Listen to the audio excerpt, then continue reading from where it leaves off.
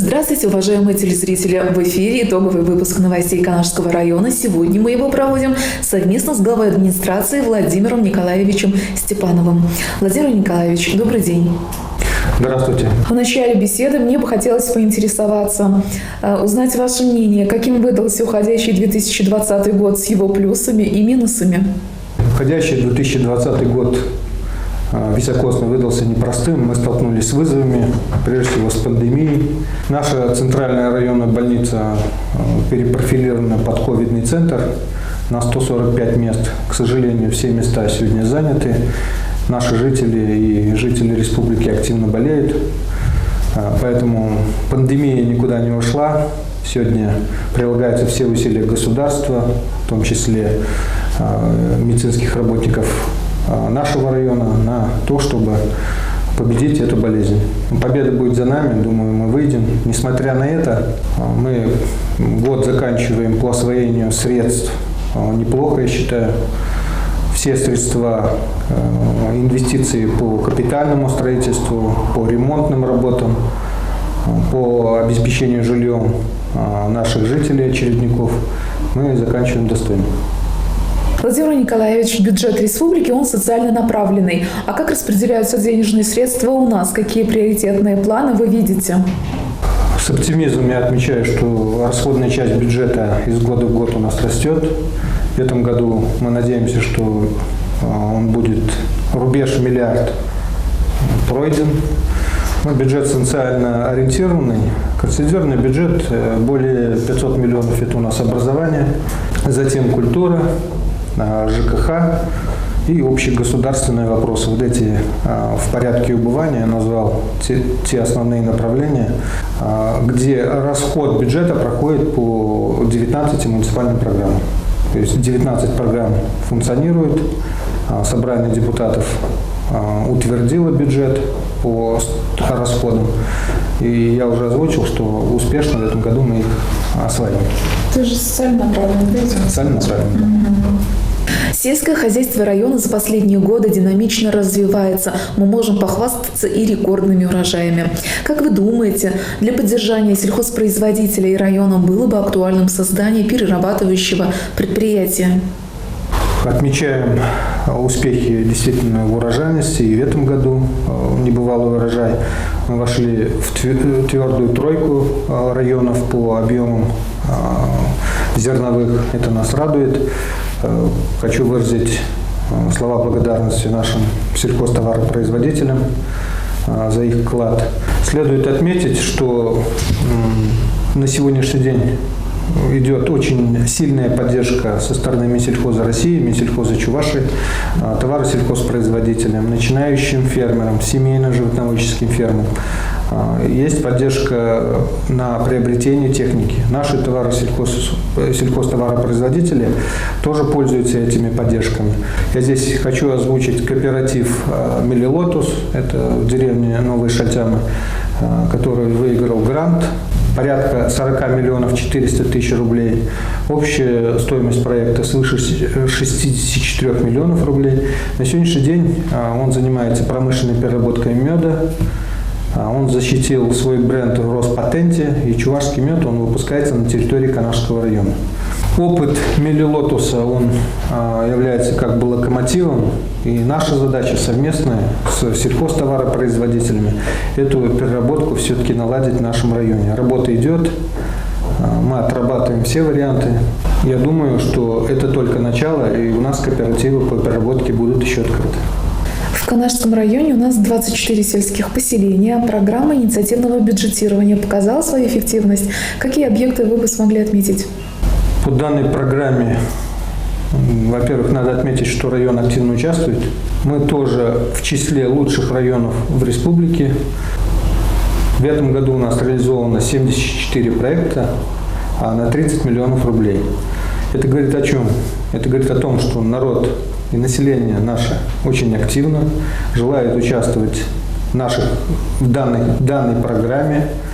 А данная программа направлена на благоустройство, прежде всего, населенных пунктов. Это красота, удобство. И, можно сказать, это более комфортные условия жизни на селе. Здесь надо отметить Сугай-Красинское сельское поселение. В этом поселении, в одном поселении реализовано 27 проектов на общую сумму 11 миллионов рублей. Посчитайте, это почти 30% выполнило работ по благоустройству, по ремонту дорог и так далее и тому подобное. Это 30% всей суммы.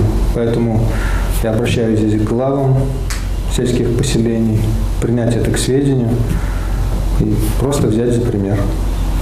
Продолжая тему, в работе глав сельских поселений вы делаете ставку на опыт или на современный подход? Ну, наверное, на то и на это.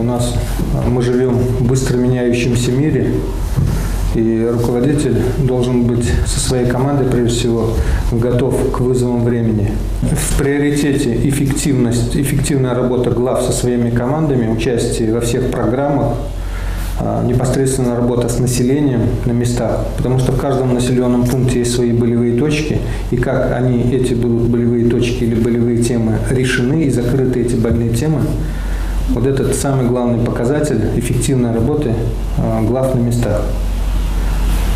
Требования времени нам диктуют, что качество жизни растет, и нельзя те работы, которые можно выполнить сегодня, оставлять на завтра. Завтра уже будет поздно. Поэтому я хочу отметить, что сильная команда глав поселения. Я считаю, что команда глав Канашского района является лучшей в республике. Они мотивированы, участвуют во всех программах, но мы стараемся им помогать. В интервью с вами по традиции мы не упускаем вопрос про дорожный фонд. Какие успехи в текущем году и планы на будущий? Дорожный фонд составляет более чем 77 миллионов рублей. Все эти средства мы осваиваем по этому году. Кроме того, по программе инициативного бюджетирования у нас это 19 проектов, свыше 11 миллионов. Это тоже строительство и ремонт дорог уже в сельских поселениях. Также в этом году получилось у нас выполнить работы по ремонту дорог двух объектов. Это в Караклинском поселении и ремонт дороги Ухманы-Чейш-Косы за счет лимитов следующих лет. Данную практику мы хотим продолжить дальше. Мы вплотную работаем с Минтрансом Чувашии. Понимаем, что не все дороги соответствуют нормативам, и работу в данном направлении мы продолжим. В текущем году вашу кандидатуру вновь поддержали на пост главы администрации района. Поменялся ли подход к работе после этого? Во-первых, после работы в качестве главы в течение 5 лет действительно набирается какой-то опыт, который на данном моменте необходимо применить для достижения всех поставленных задач. Хочется выразить слова благодарности депутатам районного собрания депутатов, которые поддержали мою кандидатуру. Все силы будут направлены на выполнение задач, которые сформатированы в программе социально-экономического развития Канашского района.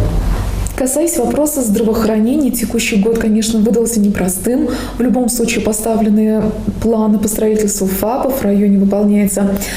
Обновляется и центральная районная больница, меняется внешний вид, а главное, оснащается новым оборудованием. Какую работу уже проделали и что в планах?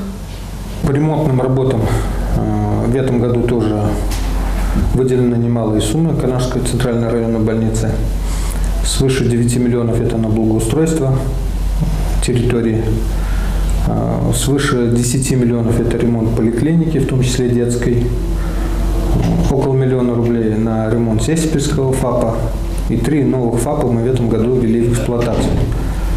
А также на сэкономленные средства нам дали средства на строительство 4-го ФАПа, это Ближнесормовский ФАП, но введем в эксплуатацию мы уже в 2021 году. Поэтому здесь плотная работа идет с Минздравом Чувашии. У нас есть еще совместные проекты и цели, которые должны быть внедрены на территории Канашского района. По молодым специалистам? Как мы их Да, есть дефицит, прежде всего, узких специалистов-врачей. Сегодня открыт медицинский класс в Шахазанской общеобразовательной школе. Мы надеемся, что плотная работа Центральная районная больница вместе со школой даст свои результаты. В подготовленных вопросах я не затронула культуру, но в этом случае в текущем году она как никогда развивается, и в прошлом году. Давайте об этом тоже скажем. Направление культуры тоже возьмем. Мы на днях перед Новым годом буквально планируем открытие нового клуба. Также идут работы по ремонту, модернизации сельских домов культуры.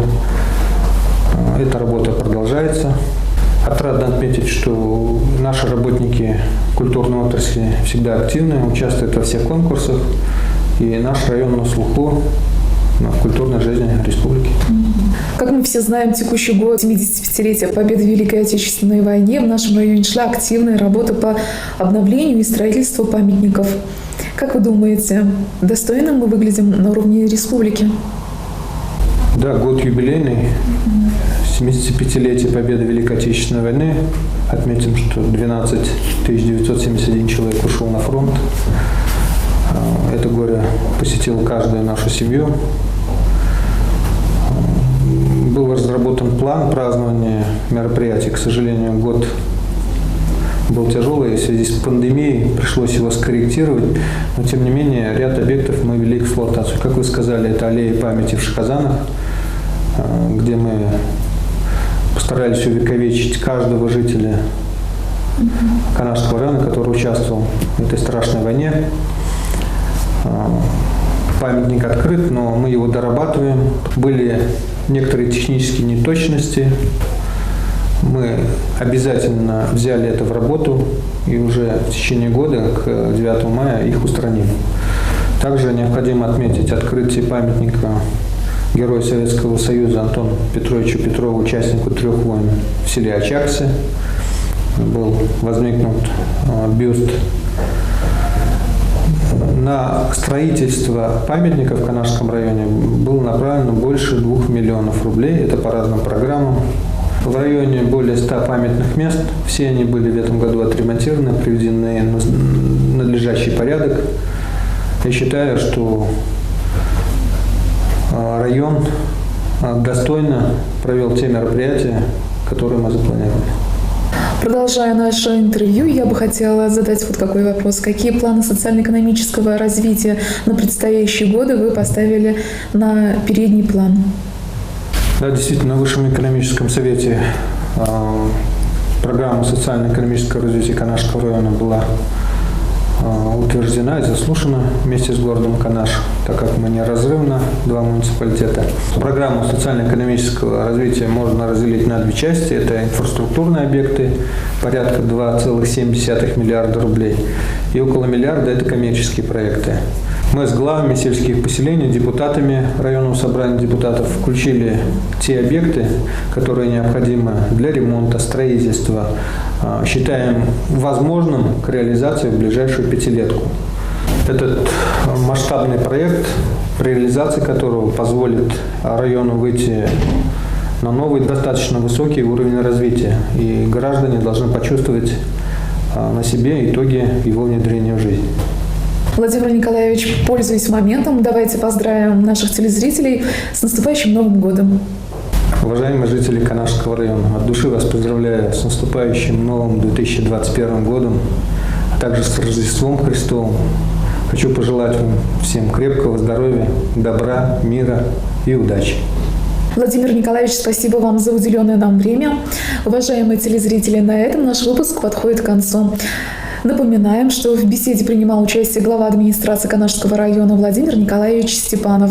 Уважаемые телезрители, спасибо вам за то, что вы были с нами целый год. Пусть Новый год станет еще успешнее и счастливее. Здоровья в каждый дом. Всего вам доброго.